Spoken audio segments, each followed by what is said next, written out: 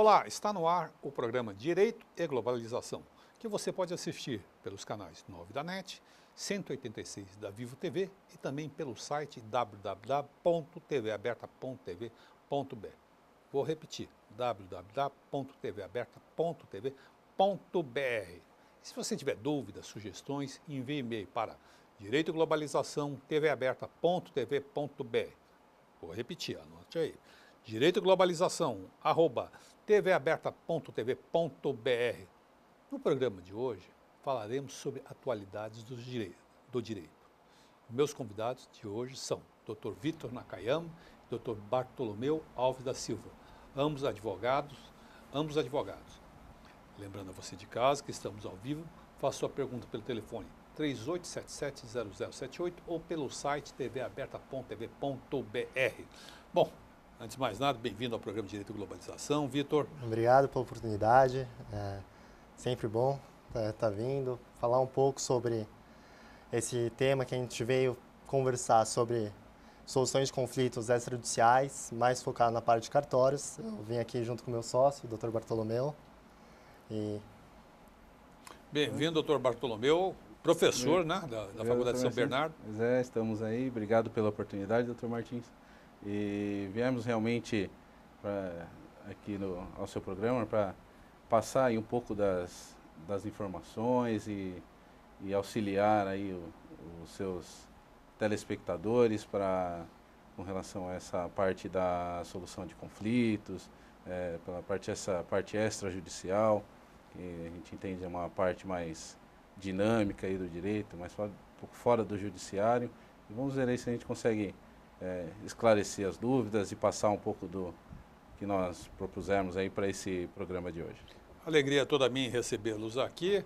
Estávamos conversando durante aguardando o programa, descobrimos que temos vários amigos em comum, Dr. Marcelo Benac, que hoje é cátedra lá em São Bernardo, é isso? Isso, lá em São Bernardo. Então, leva um abraço dos amigos do programa Direito e Globalização, com Dr. certeza, Marcelo. será dado. Abraço e estima e admiração, viu? Sim. Foi seu professor, Dr. Marcelo, também? Foi sim. Então, também diga a ele que eu fico muito contente em recebê-los aqui e fico muito contente em vê-lo, ver ao Dr. Marcelo uma carreira tão exitosa, já tem uma carreira exitosa no Poder Judiciário e também na academia. Parabéns a ele por isso, parabéns a vocês também.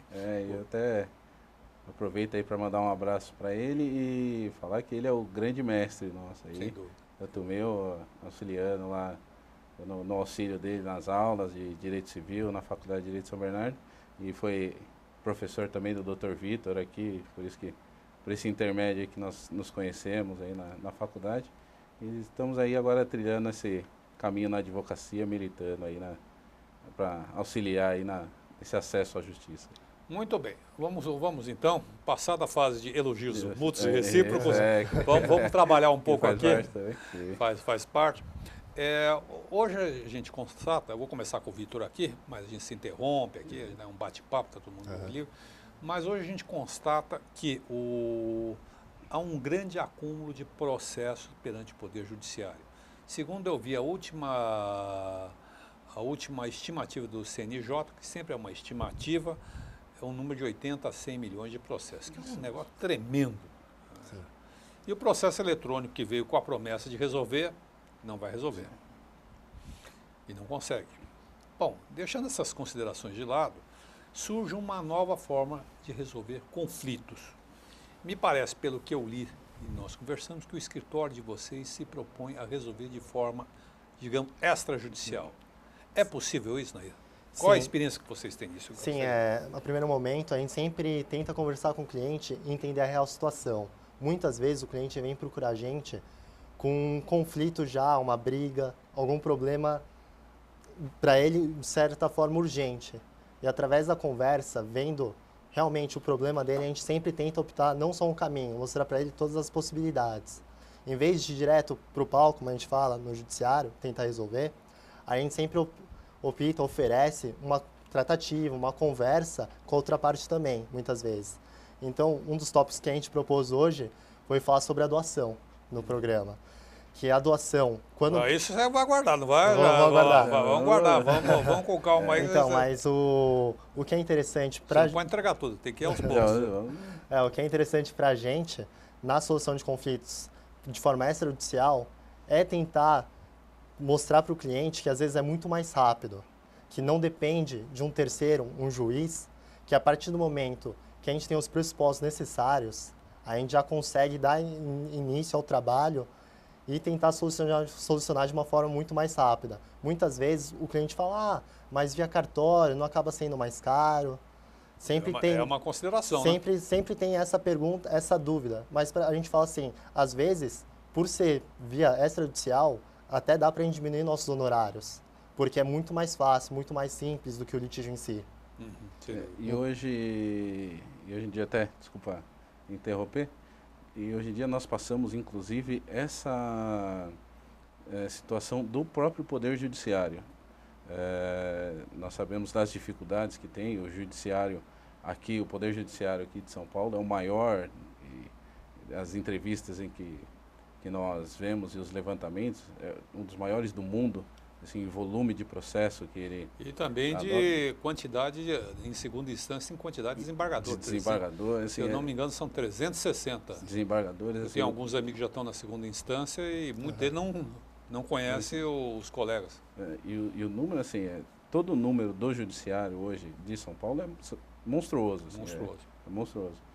E nós vimos nessa parte da advocacia extrajudicial um caminho para tentar, mesmo que seja pequeno, o volume não é tão grande, mas tentar desafogar o judiciário, tirar essas questões que poderiam ser levadas para o judiciário e tirar das mãos do judiciário e resolver fora dele, por meio de vários órgãos aí que nós temos extrajudiciais, que são os cartórios extrajudiciais, que hoje, pela legislação atualizada que nós temos, e nós vamos falar mais adiante no programa, inclusive com a inovação a entrada do novo Código de Processo Civil também, as atualizações, então nós temos essas possibilidades de tirar essas questões que poderiam ser levadas para o judiciário, e antigamente, questões de 10 anos atrás, todas eram entradas no judiciário, tinha ingresso no judiciário, às vezes só para fazer uma homologação pelo juiz. Então nós temos hoje e trabalhamos forte nessa questão para desafogar o judiciário. Então essa é a nossa intenção. A gente vai trabalhar vários casos aqui, como foi proposto pelo Vitor, com o Dr. Vitor e o senhor, Dr. Bartolomeu. Mas uma questão diz o seguinte, que é uma pergunta fatal. Qual é mais barato? É o mesmo valor? Esquecendo o honorário. Vamos botar o honorário, porque o honorário é sagrado. Sim, lógico. Estou falando, os custos são... Então, os custos eles são bem semelhantes. São semelhantes? São semelhantes, porque nos cartórios nós temos emolumentos. Isso. Já no judiciário a gente tem as custas iniciais. Isso. Então, querendo ou não, depende da demanda, depende da causa. Cada caso é um caso. Então, normalmente, os cartórios do Estado de São Paulo, eles têm uma tabela. Então, tem que se analisar o caso. A gente sempre tenta mostrar também esse balanço para o cliente. Porque do jeito que está a economia hoje em dia, é muito importante mostrar o quanto isso vai afetar no bolso também. Porque hoje a pessoa está procurando a gente com um problema e o problema ele acaba sendo agravado porque muitas vezes a pessoa não tem essa disposição financeira para estar arcando com essas despesas. Então, até mesmo nos cartórios, existe a possibilidade de pedir esse abatimento, desde que você faça uma declaração de pobreza, e o cartorário ele vai analisar todo esse procedimento como se fosse a justiça gratuita. Sim. Então, isso a gente sempre tenta deixar claro que pode existir essa possibilidade. E essa possibilidade, e nós passamos isso daí também para os clientes que nos procuram no escritório, da compensação do que é para o judiciário e que é extrajudicial, né?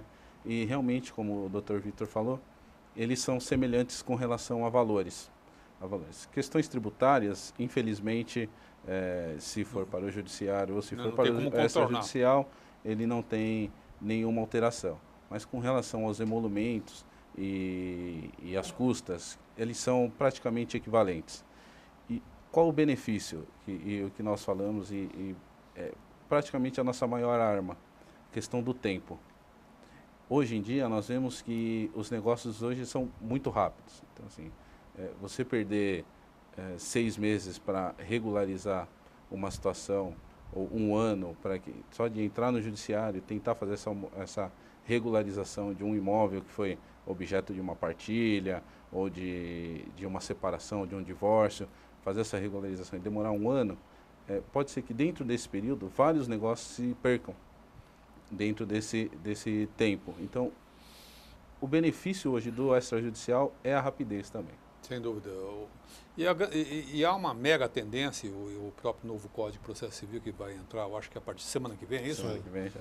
Semana que vem a gente vai falar sobre isso muitas vezes aqui. Se vocês estiverem preparados para falar isso, já estão convidados para voltar. Com certeza. Busca a solução de mediação, né? Sim. Com a mediação, ou seja, afastando a conciliação, afastando do judiciário, porque a carga de processo está imensa e é impossível você administrar a justiça com 100 milhões de processos. E o que nós vemos também é que com acesso à informação, quanto mais informação as pessoas vão adquirindo, elas buscam também acesso à justiça. Sem dúvida. E o acesso à justiça, efetivamente, ele não precisa passar pelo judiciário. Essas questões de mediação, conciliação, arbitragem, essas questões novas que estão borbulhando hoje aí, elas são questões importantes para a solução de conflitos, inclusive. Eu acho que a gente deveria deixar claro para quem está nos acompanhando que essas soluções, mediação, conciliação, arbitragem principalmente, ou mesmo a advocacia extrajudicial, não implicam em redução de custos do ponto de vista da equiparação com o Poder Judiciário. Sim. A arbitragem é uma coisa, inclusive, às vezes até mais cara. Caro do que... Eu sei porque eu faço arbitragem e uma arbitragem séria custa dinheiro, porque você está envolvendo especialista. Todavia, a solução é mais rápida.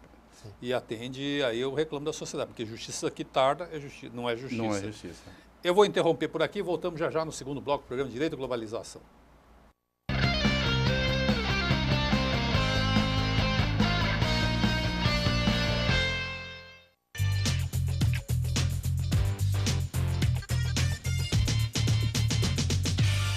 Com apoio científico do Instituto Brasileiro de Ciências Criminais.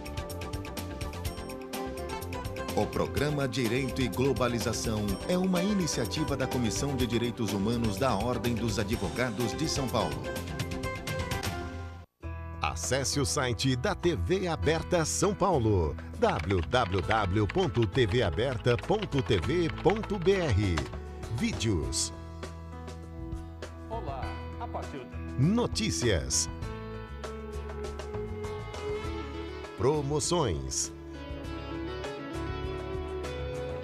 Assista a nossa programação em tempo real e faça sua pergunta para os programas ao vivo. Participe da emissora comunitária da maior cidade do Brasil.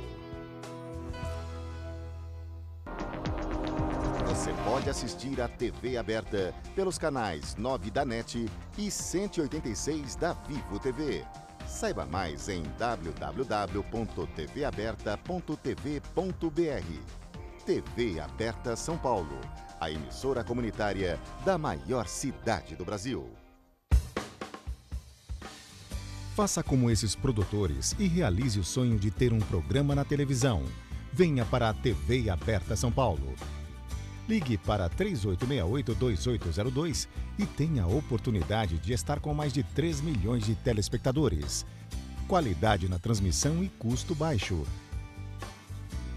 TV Aberta São Paulo, a emissora comunitária da maior cidade do Brasil.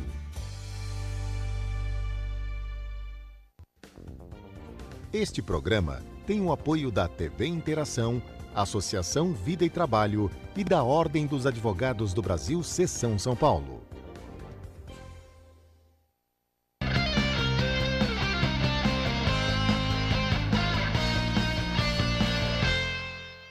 Estamos de volta no programa Direito e Globalização. Lembrando a você de casa que estamos ao vivo, faça sua pergunta pelo telefone 38770078 ou pelo site tvaberto.tv.br. E no intervalo chegaram 2 perguntas aqui, uma do Gabriel de Pinheiros e a para o doutor Bartolomeu. Doutor Bartolomeu, qual é a sua opinião sobre uma pessoa que é condenada em segunda instância e já começa a cumprir pena, mesmo que seus advogados continuem a recorrer em outras instâncias possíveis? Aquela decisão recente do Supremo Tribunal Federal. Gabriel, né? Gabriel, de Pinheiros. Gabriel, boa noite, obrigado aí pela pergunta. O meu entendimento com relação a essa decisão que foi tomada pelo Supremo Tribunal Federal e com relação a essa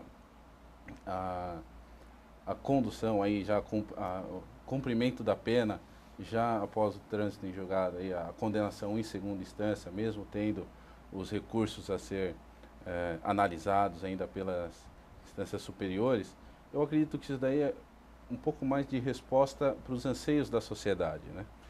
Hoje nós temos aí essa busca por uma resposta aí para o judiciário, do judiciário e pelo judiciário, né, para essas questões que envolvem os crimes aí que nós vemos hoje tão na mídia aí tão aparente, e eu acho que essa decisão ela veio para buscar um pouco e trazer um pouco dessa busca de questão de justiça mesmo, de ver as pessoas é um clamor, atendeu o clamor social. Clamor social. Acho que teve mais esse âmbito. O Jaime do Jardim Bonfilholi, sempre está aqui trabalhando conosco, comparecendo. Bem-vindo, Jaime, mais uma vez. Obrigado pela pergunta. E pergunta para o Dr. Vitor. Dr. Vitor, a delação, foi uma pergunta meio difícil aqui, viu? A delação premiada foi criada nos Estados Unidos no século XIX. Eu não sabia. Lá, como no Brasil, o juiz pode determinar a prisão de alguém até ele optar pela delação premiada? Então, eu não sou especializado nessa área, na atuação deles. Pelo que eu saiba, no Poder Judiciário americano, primeiramente, a Procuradoria de lá, junto com o advogado, ela faz uma denúncia, o juiz ele acaba fazendo o acolhimento ou não da denúncia, e ao mesmo tempo, a Procuradoria pode tentar fazer essa delação premiada. Então, querendo ou não, no sistema norte-americano, o juiz e a Procuradoria eles têm muito mais autonomia que aqui. São muito mais duros, inclusive, sim, em geral, sim. São muito mais duros, né? São muito menos leis lá. Aqui a gente tem muita formalidade processual para estar... Bom, vamos falar em formalidade, vamos falar da seguinte formalidade. Eu sou um cliente e chego no escritório de vocês me recebem, marcam 1 hora para discutir o seguinte caso. Eu tenho um inventário, eu perdi minha esposa, eu tenho bens e já gostaria de... Estou vendo que está tendo um pouco de confusão aí e já gostaria de deixar tudo certo, fazer uma doação para os meus filhos, mas continuar tendo reserva para eu poder morar, tudo mais e tal. Pergunto, qual a solução que o escritório de vocês oferece nesse caso? Primeiramente, se o senhor ainda permanece vivo, a sua esposa faleceu. Ela está viva também. Se ela escutar isso, ela me mata. O que a gente indicaria para o nosso cliente seria, a primeiro momento, fazer esse inventário. E se o senhor realmente tem esse interesse em fazer a doação, a gente explicaria todo o procedimento da doação em vida. Então me explique, por gentileza. Então, o interessante da doação em vida, para preservar também os seus direitos, que eu também não quero ficar na rua, os caras me tocar, tomar tudo que é meu. O Instituto da Doação, via cartório, ele permite que a gente coloque algumas cláusulas que assegurem o seu direito. Por exemplo? Tanto a cláusula de incomunicabilidade dos bens, da inalienabilidade e impenhabilidade dos bens. Então, por mais que o senhor faça a doação, a gente faz essa reserva de usufrutos, que garante o seu direito contra terceiros. Então, o terceiro, quando ele for averiguar se está regularizado o imóvel, ele vai ver que consta que tem usufruto para o senhor. Então, por mais que ele adquira a propriedade do imóvel, a posse em si e o usufruto vai permanecer com o senhor. E pode ser penhorado o imóvel nessa condição, uma penhora judicial, sofrendo? Sim. Instituído, até complementando aqui as informações do Dr. Vitor, essa questão da doação, e aproveitando o gancho do exemplo do Dr. Martins, como nós visualizamos uma solução e aplicamos efetivamente essa questão da doação? O que nós chamamos também, essa doação, e nós falamos inclusive com a reserva de usufruto, que é o termo técnico utilizado, ele também é caracterizado e chamado na doutrina e pelos estudiosos do assunto como doação em vida. Ele o que ele prevê? Ele prevê que no futuro, fazendo esse procedimento hoje, no futuro ele não vai ter os problemas de um óbito e deixar a partilha na mão dos herdeiros, né? Então, essa é o grande benefício dessa doação. E dentro dessa doação, o que nós temos? Primeiramente, para resguardar o direito da pessoa, do donatário, do doador, que é quem quer trazer, é efetivamente a constituição desse direito de usufruto. Então, ele fica resguardado com o usufruto vitalício do imóvel, ele transfere a gente chama de propriedade para os herdeiros e adquire esse poder de usufruir o imóvel, usar o imóvel, gozar aí todos esses benefícios até a morte e o óbito dele, né? E essa questão da penhora do imóvel, ele envolve uma cláusula de proteção que nós também tomamos o cuidado e explicamos para os clientes, que é a cláusula da impenhorabilidade. Então, que é uma grande vantagem. Sim, sim.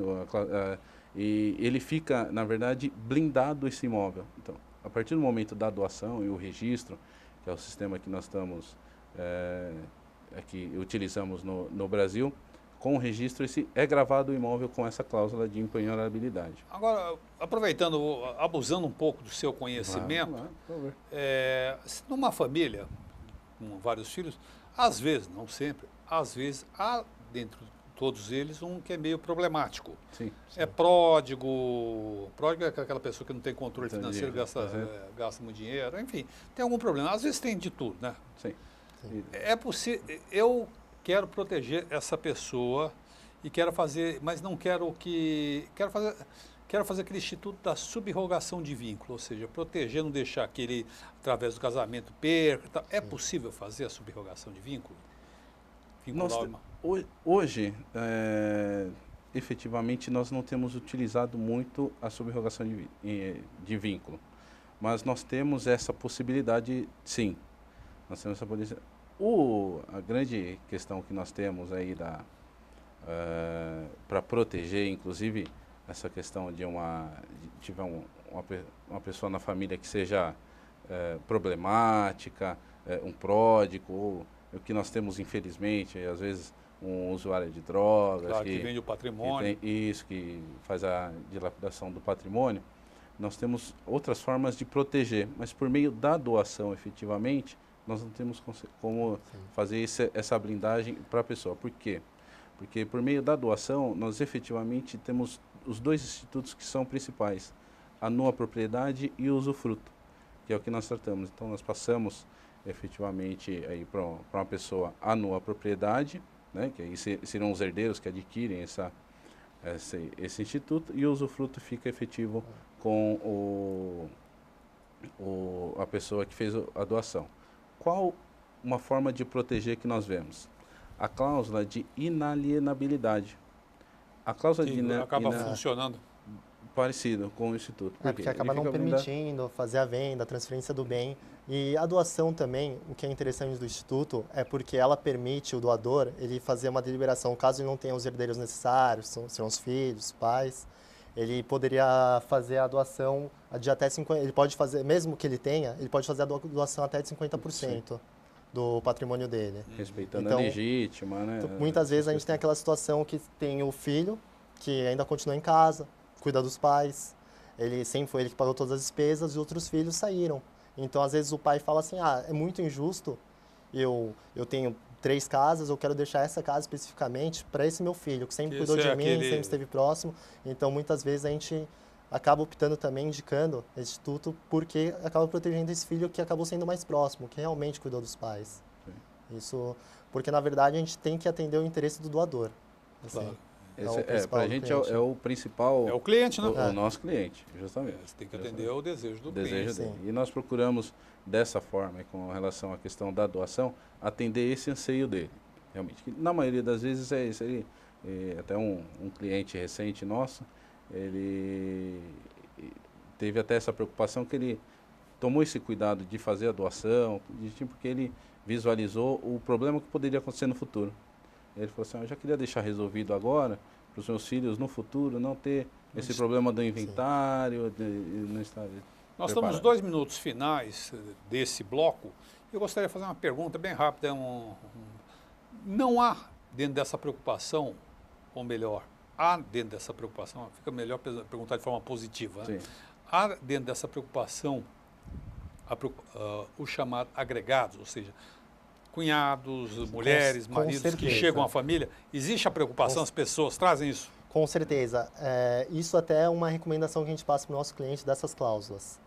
Por quê?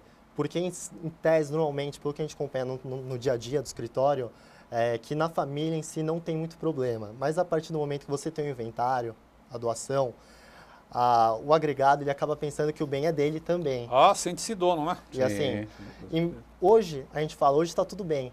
E daqui a 1, 2 anos, se tiver um divórcio, isso que a gente sempre tenta repassar para o cliente, que na verdade o nosso trabalho é proteger ele. Claro. Então isso a gente sempre tenta ficar relembrando em relação ao agregado. E as questões que são apresentadas, inclusive das cláusulas, nós na maioria das vezes visa proteger o cliente e os filhos dele, que são os maiores beneficiados. E os agregados, que a gente chama, né, um cunhado, um que venha ingressar na família, ele fica muitas das vezes chateado com essa situação.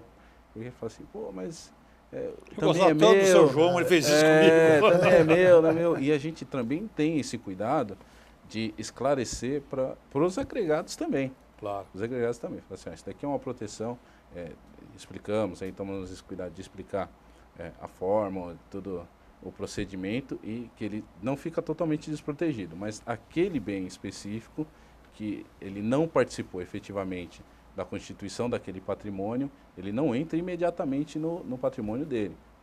Para frente, se houver uma negociação, ele der outro destino para o bem que ele adquiriu, o herdeiro lá que ele resolveu, tudo bem, aí é deliberação dele. Mas naquele momento, como ele não participou, a gente toma esse cuidado de explicar também. Ok, eu vou interromper você por aqui, vamos para o intervalo e voltamos já no terceiro bloco do programa Direito e Globalização.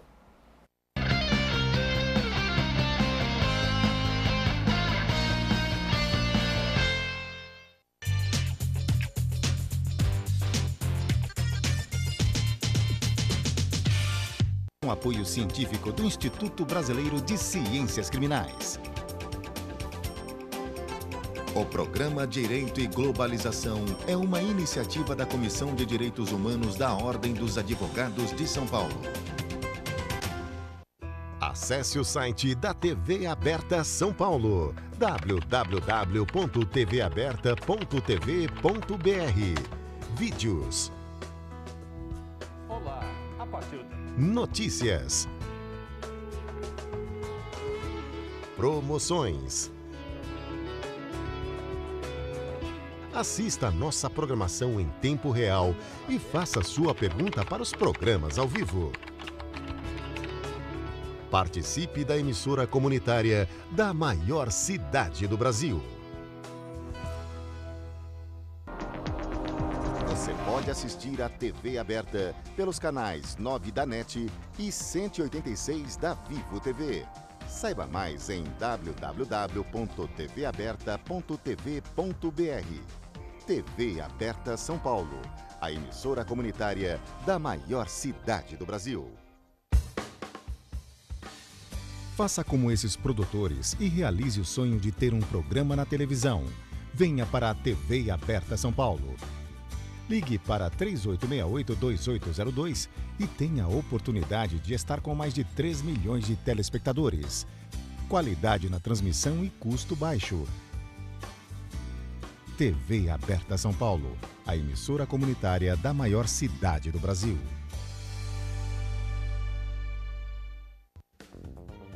Este programa tem o apoio da TV Interação, Associação Vida e Trabalho e da Ordem dos Advogados do Brasil, Seção São Paulo.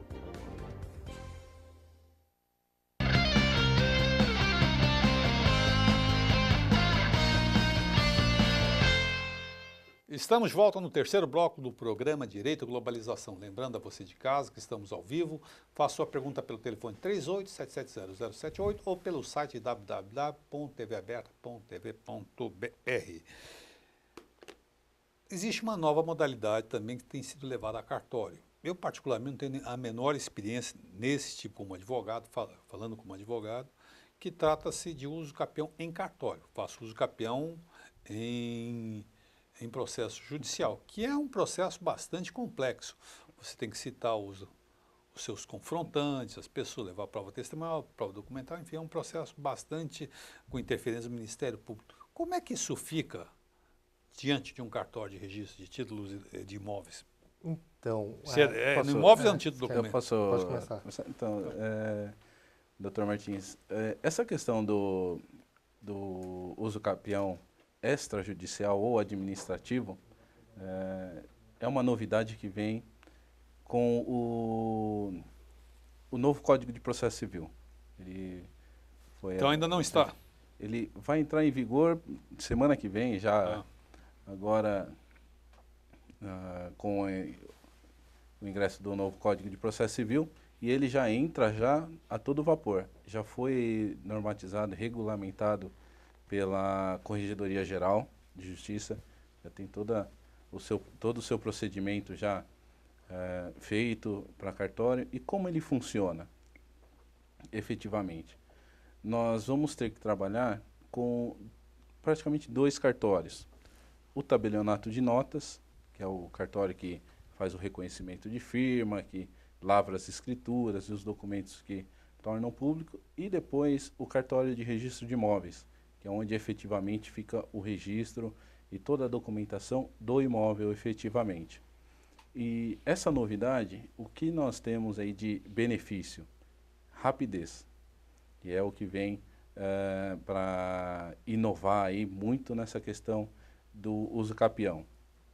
E também esse acesso às informações serem de forma muito fácil. Cartório de notas, tabelionato de notas, nós temos vários aqui em São Paulo, e Grande São Paulo nós temos muito. Então, essa situação ela é mais fácil. Como que ele funcionará aí efetivamente? O procedimento dele. Ele vai ser feito, primeiramente, levado toda a documentação que nós apresentamos no judiciário, testemunhal, o justo título que nós falamos, que é o documento que comprova, um contrato que foi feito à época, não levado a registro. Então, toda essa documentação, primeiramente, vai ser levado para o tabelião de notas. E ele vai documentar e tornar público de que forma? Por meio de uma ata notarial, que também é uma novidade do Código de Processo Civil. Ele deu essa força para a ata notarial para dar essa publicidade de toda essa documentação. Então, o que vai ser juntado? Todas as provas que eram apresentadas no processo judicial vai ser apresentado nesse cartório extrajudicial. E a partir de então, por meio sempre de assessorado por um advogado, e nessa questão vai começar a correr esse procedimento do uso capião administrativo, né? E tem alguma previsão de prazo de duração, isso? Então, não tem, porque é uma questão mais complexa, como o senhor mesmo falou. O que acontece? A gente estava discutindo o propósito, um dos propósitos para ter esse tipo de uso capião é aquele para o típico contrato de gaveta, que muitas vezes a pessoa fazia, né? Celebrava esse contrato de compra e venda. Comprar imóvel financiado. E nunca fez a regularização. E o porquê é importante ter a regularização do imóvel? Para futuramente você poder vender, fazer um financiamento. Quem não registra não é proprietário. Sim. Esse é o nosso sistema. A gente estava estudando, vendo todos os requisitos, porque é um tema novo, a gente sempre está tentando se atualizar. Claro. E o que é importante também, além disso, você também tem uma intimação da fazenda para ver se não é uma propriedade pública. Então, querendo ou não, a ideia por ser extrajudicial, ele já tem que ter um consenso. A ideia já parte de um pressuposto que você não tem um litígio. Então, qualquer litígio que venha a surgir, querendo ou não, por mais que a gente fale para o nosso cliente, pelo que você me repassou os dados, dá para a gente tentar ir através dessa forma extrajudicial. Só que a partir do momento que há uma impugnação dentro dessa tentativa de averbação, regularização do imóvel, ele vai ser mandado ao juiz competente. Então, a gente sempre tenta deixar claro. Com relação, até aproveitando o gancho, com relação ao prazo e duração, quais são os prazos que hoje nós temos por determinação, inclusive, da própria corregedoria? Nós temos um ingresso, a ata notarial, efetivamente, ele é um procedimento rápido. apresentando a documentação, e o tabelionato de notas tem esse benefício de ser um procedimento muito rápido. Normalmente, questão de dias fica pronta essa documentação. Nós temos aí o problema do levantamento plano e altimétrico, que seria a planta para exata localização do imóvel, que aí seria com um profissional regulamentado e que tenha o CREA, normalmente um engenheiro, agrimensor, que tenha essa ART. E com relação ao cartório, o procedimento efetivamente depois de dar entrada no cartório de registro de imóveis, que essa daí é uma grande, que nós tomamos o cuidado de deixar bem claro, porque assim, a diferença entre o tabelionato de notas e o registro de imóveis. São cartórios distintos. O tabelionato de notas ele praticamente vai preparar a documentação para que seja ingressado no cartório de registro de imóveis. Quem vai coordenar todo esse procedimento é o cartório de registro de imóveis. Benefícios. Por ser um procedimento extrajudicial, é feito tudo pelo cartório.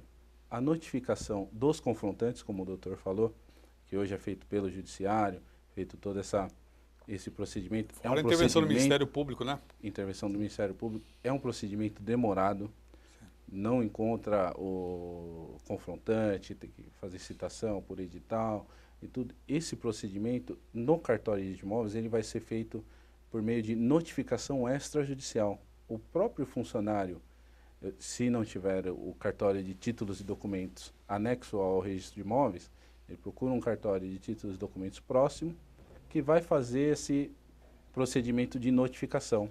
Aliás, é bem observado isso, só para fazer um gancho, o oficial de justiça, pelo novo Código de Processo Civil, cada vez está sendo mais afastado. Sim. E vai se resumir a casos muito específicos. Por exemplo, você num contrato, você vai poder intimar a parte por e-mail. Você faz o contrato, coloca que a parte recebendo aquele e-mail, ela recebendo e ela já está intimada. Então, isso é afastar essas demoras.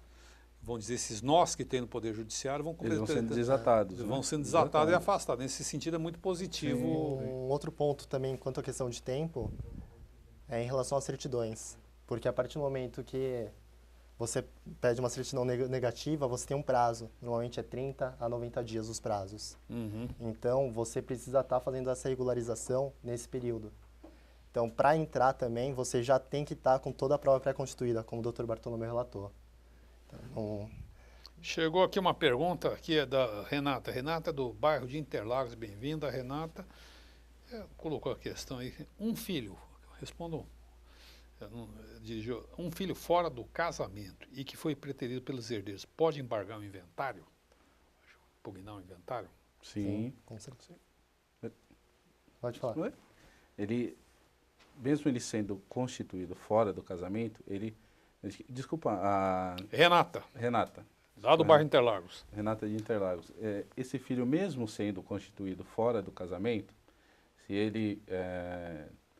Na Bahia fala tem outro CNPJ. Quando é filho fora isso, tem outro CNPJ aí, mas tirando essa questão da brincadeira, ele também tem direito a uma parte dessa herança, né, a partir do óbito aí do pai, né, ou da mãe, dependendo de quem for o cônjuge aí, o pai ou a mãe, mas ele tem direito realmente, se ele não for incluído no inventário, nessa partilha, ele pode fazer a impugnação e ele tem aí que buscar os direitos dele. Porque anteriormente eu acho que pela lei, pelo código antigo tinha alguma vedação.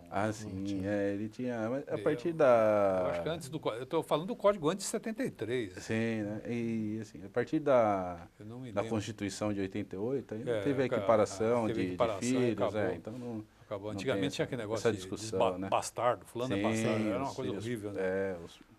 Então tinha essa discriminação. Hoje já está superado a partir os direitos hereditários. A partir da Constituição. Hoje se discute, inclusive, as novas formas de família.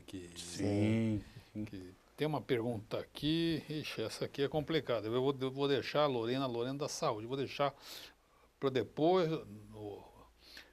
É para o Dr. Bartolomeu, mas eu vou deixar no próximo bloco aqui. Eu vou chamar um intervalo e vamos para o quarto e último bloco, Programa de Direito e Globalização.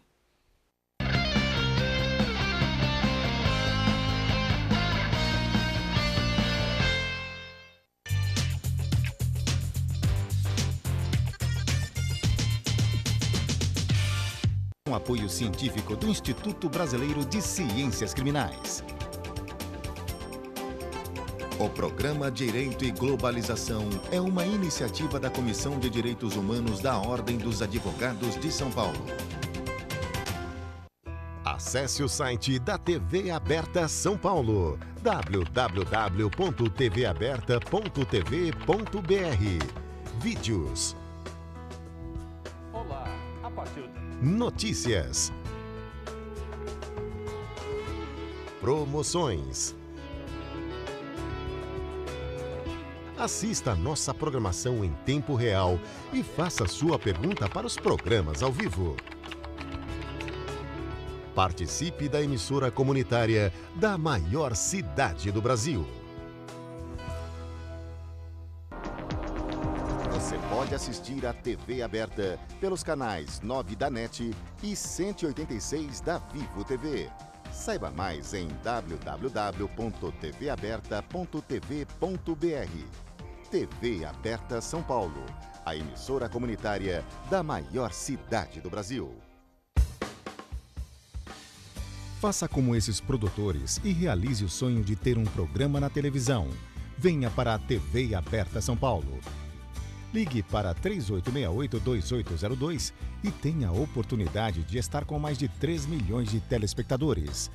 Qualidade na transmissão e custo baixo. TV Aberta São Paulo, a emissora comunitária da maior cidade do Brasil.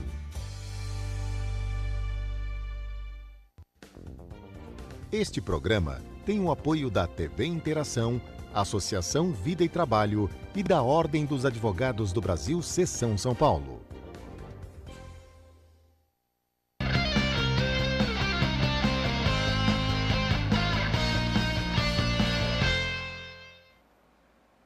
Estamos no quarto e último bloco do programa Direito à Globalização. Lembrando a você de casa que estamos ao vivo.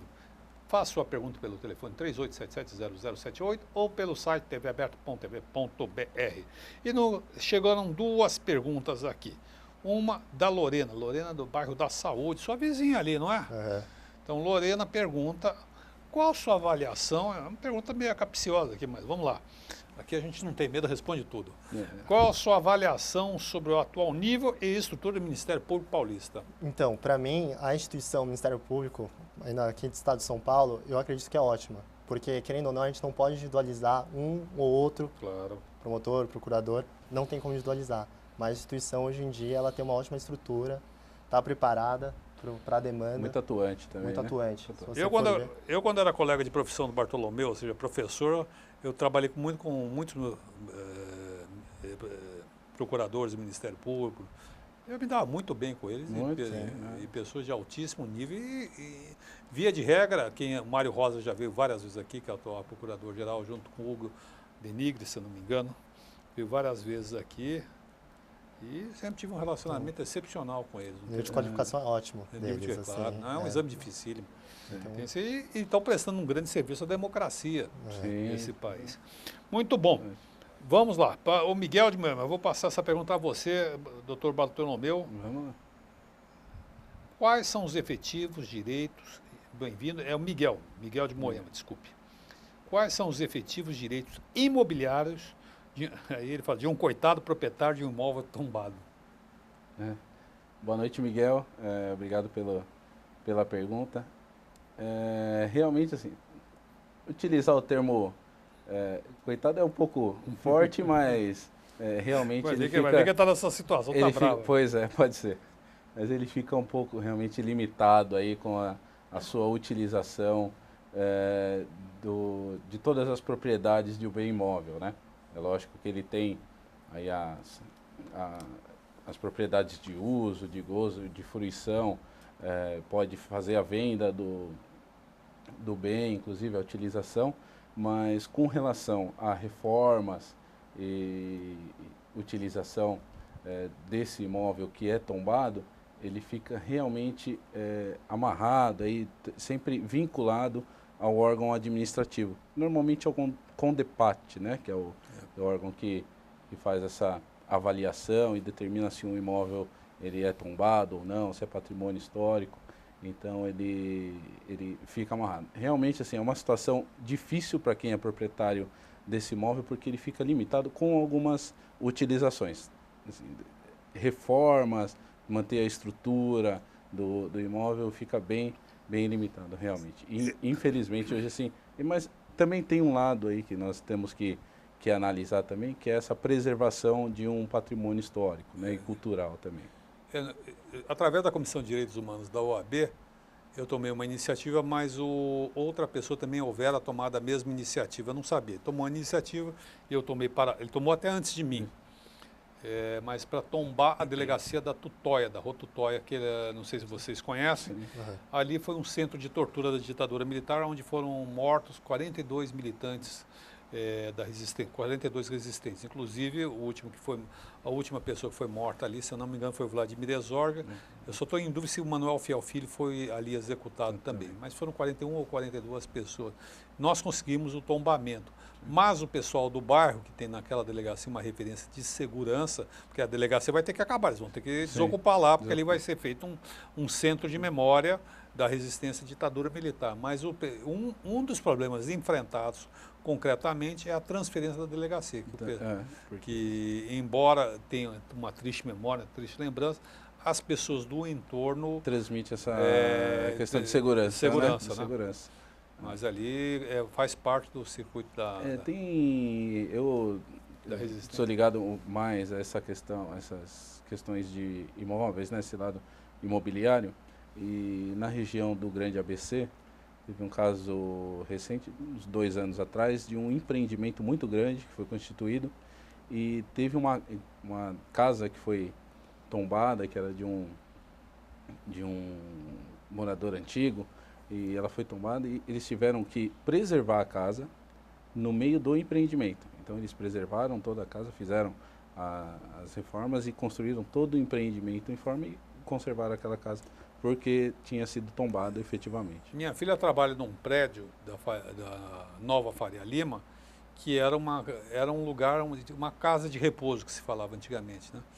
E o prédio, se vocês passarem lá, um prédio bonito de vidro, assim, está lá a casinha preservada, assim, dentro do jardim, como é a Casa das Rosas, na Avenida Paulista. Isso. Ali na frente também, na Itapeva, perto da FGV, você tem também aquele antigo hotel, era esqueci o nome, fica ali na Itapeva. Cadoro? Acho que é. Sabe, que é uma construção, tanto é que eles estavam tentando fazer a reforma, só que tá tudo parado. Itapeva, onde fica Itapeva? Na Itapeva, ali perto da Metromasp, lá no MASP, você desce, é onde fica a FGV, a faculdade. Ali não é perto da Rua Augusta, não, que você se refere? Não, é antes. Saindo do metrô, no Trenão MASP, indo em sentido ao MASP mesmo, você desce. É a Promater, você está falando para Promater. Eu nasci lá. Eu e meus irmãos nascemos lá. Então, lá está há muitos anos tentando fazer reforma. Aquele é um prédio histórico, ali foi construído. Não podem fazer nada, Não, né? não pode fazer nada. Aquela casa do Matarazzo, onde é um shopping, Legueira Matou, foi considerado um prédio sem valor arquitetônico. Sim. Não sei, mas... Demoliram, fizeram estacionamento durante muitos anos. Isso. Eu me lembro, eu conheci, nunca entrei lá, mas conheci a casa, eu vi a casa quando ela existia como casa.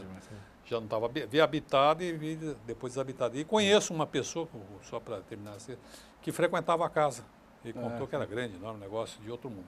Mas nós estamos encerrando nosso programa, mas eu gostaria, nesses minutos finais, de abordar um tema que vocês trouxeram de maior relevância, que é o tema da ata notarial.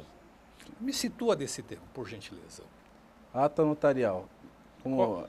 Dentro dessas inovações. Sim, eu até fiz essa introdução aí no assunto do uso capião administrativo ou extrajudicial, né? E é uma novidade em que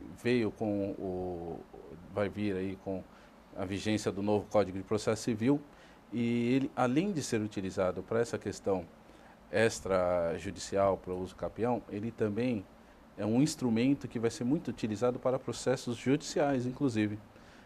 São informações que são passadas efetivamente para o tabelião ou o escrevente designado do tabelionato de notas, né? E ele transcreve as informações para um documento, que é a constituição dessa ata notarial. Por que dessa importância? Hoje, com as formas digitais, nós temos questões de mensagens que são transmitidas, conversas em celular, conversas eletrônicas, tudo. E essa prova, que hoje é difícil de incluir aos autos, isso aí, ele vai poder ser incluído efetivamente como um documento público através da ata notarial. Ela já é utilizada recentemente, mas não tem essa formalidade que vai vir com o novo Código de Processo. Eu acho um pouco cara a ata notarial atualmente. Um pouco cara, realmente. A gente vê esses processos de internet, calúnia, difamação, que todo mundo recomenda baixar uma ata notarial. Sim. E eu cheguei a ter que fazer uma ata notarial no Rio Grande do Norte, que era mais barato lá do que aqui. Aqui no estado de São Paulo nós temos esse problema. Muito caro. Os emolumentos que são pagos para os cartórios, eles têm um valor elevado e dificulta um pouco esse acesso, né? Eu falo isso tanto com relação ao tabelionato de notas quanto ao cartório de registro também. Os valores dos emolumentos são altos, realmente. Ricardo, você gostaria de complementar com alguma observação? Então, é o que ele falou mesmo. É o que a ata notarial... Ricardo, não teu pai, é Vitor. Desculpa. A ata notarial, essa é a principal utilidade dela. É para os meios eletrônicos mesmo. Ela tem esse propósito, é o que está discutindo mesmo. Essa função dela mais importante é trazer toda essa mídia eletrônica. Porque a gente sabe que a partir do momento que você tem a ata notarial, você acaba sendo um instrumento importante porque você consegue fazer a inversão do ônus da prova. Isso é muito importante dentro do processo. Você conseguir fazer com que a outra parte agora ela tente desfazer essa prova. Ela tem que apresentar então, a prova dela. Porque toda essa discussão falava assim, eu tenho uma gravação, mas aí o juiz teria que aceitar essa gravação ou não. Então você já tem uma prova pré-constituída e que você já tem uma legislação agora aqui. Eu estava hoje lendo um artigo sobre essa mudança que a tecnologia está nos trazendo, que está afetando nossa vida, como no nosso trabalho. E uma das questões que se levantava, por exemplo, é que o celular vai acabar a função de falar, que a linha telefônica está acabando, e vai ser um... Não, hoje em dia, a função de falar do celular é uma das menos importantes. Menos importante. E o que acabou, uma coisa que é inacreditável, o que acabou foi o telefone fixo em casa. O telefone fixo. É uma coisa que ninguém usa mais, ninguém tem, ou está acabando. Eu me lembro quando... Isso já faz muito tempo. Um telefone demorava de 6 a 10 anos para ser instalado na sua casa. E, de repente, o telefone, se você comprar hoje, amanhã está na sua casa. Hoje à tarde mesmo já está a linha ligada, né? Eu lembro que eu era menino lá e tinha aquelas questões da CTBC, né? Que eram filas, tinha que entrar em filas para adquirir uma linha, solicitar, então tinha esse... Era muito complexo, era caro, complexo, e eu conheci pessoas que viviam de vender e comprar telefone, existia um mercado. Sim, com aluguel de linha, né? Aluguel de linha, veja só. E um fato importante também foi a decisão, né, que saiu pouco tempo atrás, do dia que eles bloquearam o WhatsApp. A loucura que o pessoal foi. O pessoal na internet procurando, você via todos os sites, tentando ensinar uma forma de bular o sistema para estar usando. E as pessoas, nossa, como eu vou comunicar? Entendeu? Esquece toda essa parte, né? O acesso à tecnologia assim tá tão... Hoje em dia, um dia sem o WhatsApp, as pessoas ficaram perdidas. Doutor Vitor, doutor Bartolomeu, nós estamos chegando aos minutos finais. Eu gostaria... Já foi a conversa agradável. Eu gostaria de ouvir suas considerações finais e depois as do doutor Vitor. Doutor Martins, eu agradeço a oportunidade que foi aberta aqui para nós, né? Para apresentar aí esse nosso trabalho aí com... Você tem um site? Vocês têm um site? Nós temos o site do escritório. Qual é o site? É www.finsadvogados.com.br. Fins Advogados. F-I-N-S advogados.com.br.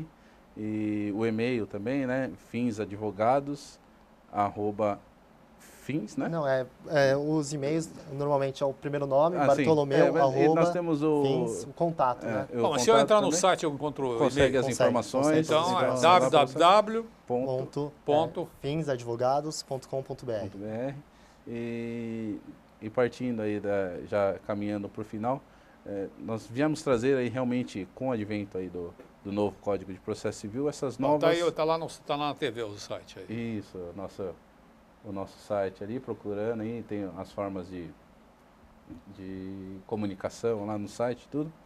E nós viemos aí trazer essas novidades que veio e trazer essas oportunidades para desafogar o judiciário. Esse é o nosso grande trabalho lá no escritório. Muito obrigado. Doutor Vitor. Também queria agradecer a oportunidade, doutor Sampaio. Como o doutor Bartolomeu falou, a ideia é desafogar o judiciário, é mostrar que também existem outras maneiras de solucionar o conflito, que não é só ir atrás do judiciário, é tentar uma conversa também, a partir do momento que a gente tem todas as provas, toda a documentação, às vezes acaba sendo muito mais fácil ir através dessa solução extrajudicial. Então, o que a gente busca é facilitar a vida do cliente. Mas às vezes tem cliente que fala, não, eu prefiro ir para o judiciário e fica a encaro de cada um. Mas a gente quer mostrar esse outro modelo também. Uma outra opção. Obrigado a vocês, obrigado, doutor Bartolomeu, obrigado, doutor Vitor, esse bate-papo foi muito interessante, muito amistoso. Espero recebê-los novamente aqui no programa Direito e Globalização. Sejam bem-vindos e voltem sempre. E me despeço de vocês de casa, aguardando na próxima semana, nesse mesmo horário, nesse mesmo canal. Obrigado e até lá.